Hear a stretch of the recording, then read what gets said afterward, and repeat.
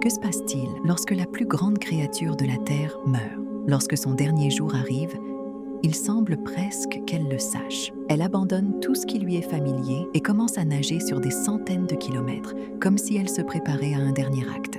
Avec les dernières forces qu'il lui reste, elle plonge une ultime fois, droit vers les profondeurs les plus abyssales de l'océan. Ce moment porte un nom, la chute de la baleine. Là-dessous, bien au-delà de toute lumière, son corps devient un monde à part entière. D'abord, les requins et les murènes arrivent, se nourrissant pendant des jours. Puis, lorsqu'il ne reste presque plus rien, de minuscules créatures prennent le relais, nettoyant ce que les prédateurs ont laissé derrière eux. Viennent ensuite les vers zombies, de petits êtres étranges, capables de libérer des acides pour dissoudre les os de la baleine, libérant ainsi les graisses et les protéines emprisonnées à l'intérieur. Des bactéries symbiotiques se nourrissent de ces nutriments. Ensemble, elles déclenchent la naissance d'un tout nouvel écosystème qui se développe autour du squelette. Cette transformation silencieuse se poursuit pendant près de 100 ans. Une seule baleine, une seule, peut soutenir plus de 40 espèces et plus de 12 000 organismes vivants. Elle meurt, mais en mourant, elle devient un univers, un socle,